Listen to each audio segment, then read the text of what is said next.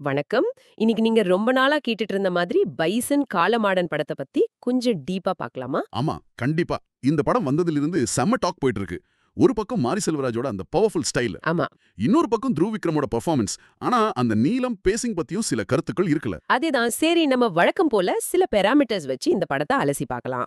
முதல்ல நரேட்டிவ் கோஹிஷன், அதாவது கதை எவ்ளோ கோர்வையா இருக்குன்னு பார்க்கலாமா?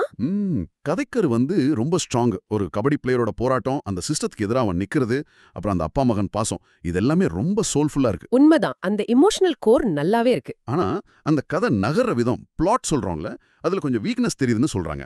குறிப்பா செகண்ட் ஹாஃப்ல. ஆமா, செகண்ட் ஹாஃப் கொஞ்சம் ஸ்லோவாயிடுச்சு.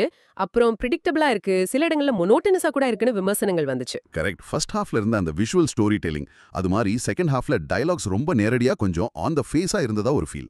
அப்போ இந்த கதைய ஒருங்கிணைப்புக்கு, narrative cohesionக்கு ஒரு 5க்கு எவ்வளவு கொடுக்கலாம்? 3.0. ஆமா, 3.0 சரியா இருக்கும்னு நினைக்கிறேன். அந்த கோர் ஸ்ட்ராங்கா இருந்தாலும் எக்ஸிகியூஷன்ல சின்ன தடுமாற்றம். சரி, அடுத்தது விஷுவல் இன்னோவேஷன். இதுல படம் எப்படி? இதுதான் படத்தோட ஹைலைட்னு சொல்றாங்கல்ல. அடேங்கப்பா, அதுல எந்த சந்தேகமும் இல்ல. இது படத்தோட மேஜர் பிளஸ் பாயிண்ட். எழிலரசு கேவோட சினிமாட்டோகிராஃபி சான்ஸே இல்ல. ஆமா, ஸ்டன்னிங் ஷாட்ஸ் நிறைய இருக்கு. சக்தி திருவோட எடிட்டிங்கும் கூட ரொம்ப எக்ஸ்ட்ராடினரியா இருந்தது. அந்த ரஸ்டிக் எர்த்தி டோன், அப்புறம் கபடி மேட்ச் எடுத்த விதம் எல்லாமே அருமை.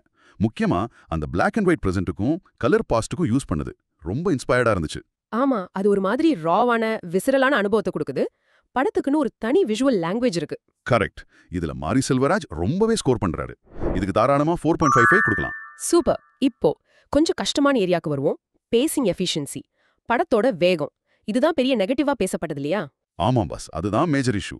கிட்டத்தட்ட 3 மணி நேரம் ஓடுது படம். Super long. ரொம்பவே க்ரூலிங்கா இருந்ததுன்னு நிறைய பேர் சொன்னாங்க. ஃபர்ஸ்ட் ஹாஃப் நல்லா கிரிப்பிங்கா போன மாதிரி இருந்துச்சு. ஆமா, ஆனா செகண்ட் ஹாஃப் ரொம்ப ட்ராக் ஆகுது. சில இடங்கள்ல அதோட ட்ராக்கே மாறிடுதுன்னு கூட ஃபீல் பண்ணாங்க. நிறைய பேரோட பேஷன்ஸை செக் பண்ணிடுச்சுன்னு விமர்சனம். ஒரு 15-20 நிமிஷம் ட்ரிம் பண்ணியிருந்தா படத்தோட இம்பாக்ட் இன்னும் பெட்டரா இருந்திருக்குமோ? கண்டிப்பா. அந்த இழுவை இல்லாம இருந்திருந்தா இன்னும் பவர்ஃபுல்லா ரீச் ஆயிருக்கும். இதுக்கு ஸ்கோர் கொஞ்சம் கம்மி தான். 2.05 கொடுக்கலாம். ஓகே, ரொம்ப கம்மி தான். சரி, கடைசி பாராமீட்டர் பிராண்ட் ஆடியன்ஸ் அலைன்மெண்ட். இது மாரி செல்வராஜ் பிராண்டுக்கு த்ருவ் விக்ரம் பிராண்டுக்கு எப்படி இருக்கு? ஆடியன்ஸோட கனெக்ட் ஆச்சாம். இது கொஞ்சம் சிக்கலான விஷயம். மாரி செல்வராஜுக்கு இது அவரோட சிக்னேச்சர் ஸ்டைல், அவரோட பாலிடிக்ஸ், அவரோட மேக்கிங். இது அவரோட பிராண்டை இன்னும் ஸ்ட்ராங் பண்ணுது. ஆனா த்ருவ் விக்ரமுக்கு இது பயங்கரமான ஒரு ரீபிராண்டிங் மாதிரி, அந்த ரீமேக் ஹீரோ இமேஜ்ல இருந்து. ஆமா, அதுல இருந்து வெளியே வந்து அவங்க அப்பா மாதிரி ஒரு பிரில்லியன்ட் ஆக்டர் அப்படின்ற பேரை வாங்கி கொடுத்துருக்கு. நிறைய பேர் இது அவரோட கெரியர் டிஃபைனிங் பெர்ஃபார்மன்ஸ்னு சொல்றாங்க. அது உண்மைதான். ஆனா எல்லா ஆடியன்ஸ்க்கும் இது செட் ஆச்சா? ஒரு நார்மல் ஸ்போர்ட்ஸ் படம்னு எதிர்பார்த்து வந்தவங்களுக்கு அங்கதான் கொஞ்சம் மிஸ்மேட்ச். படத்துல வர்ற அந்த எக்ஸசிவ் கோர், அப்புறம் அந்த கனமான அரசியல், இது மெயின் ஸ்ட்ரீம் ஆடியன்ஸ்க்கு கொஞ்சம் ஜீரணிக்க கஷ்டமா இருந்திருக்கலாம். அதனால பாக்ஸ் ஆஃபீஸ்ல கலெக்ஷன் ஒரு குட் லெவல், சுமார் 45 crores இருந்தாலும் ஒரு பிளாக் பஸ்டர் ரேஞ்சுக்கு போகல. கரெக்ட். சோ இந்த பிராண்ட் ஆடியன்ஸ் அலைன்மெண்ட்டுக்கு ஒரு 3.05 கொடுக்கலாமா? ஆமா, 3.0 சரியா இருக்கும். சரி, அப்போ எல்லாத்தையும் சேர்த்து பார்த்தா நம்ம ஓவரால் ஃபிளிக்ஸ் காஸ்டிங் ஸ்கோர் என்ன வருது? நம்ம ஸ்கோர் படி 5க்கு 3.0 வருது.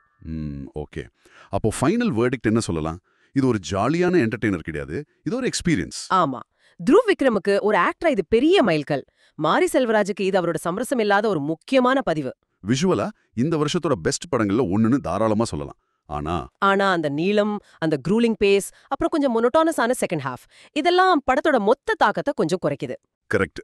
ஒரு பவர்ஃபுல் ஆனா சில குறைகள் இருக்கிற ஒரு ஃப்ளாட் மாஸ்டர்பீஸ் அப்படின்னு சொல்லலாம். அருமையா சொன்னீங்க. சரி, இந்த அலசல முடிக்கிறதுக்கு முன்னாடி கேக்குறவங்களுக்காக ஒரு கேள்வி. சொல்லுங்க. ஒரு படத்தோட கலை நயமும் அது சொல்ற அரசியல் செய்தியும் ரொம்ப பவர்ஃபுல்லா இருக்கும்போது, அதோட நீளம், வேகம் மாதிரி சில கமர்ஷியல் விஷயங்கள்ல இருக்கிற குறைபாடுகள் அந்த படத்தோட ஒட்டுமொத்த மதிப்பீட்டை எந்த அளவுக்கு பாதிக்கணும்னு நீங்க நினைக்கிறீங்க?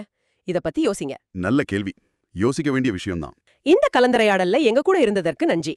அடுத்த முறை வேறொரு விஷயத்தோட சந்திக்கலாம்.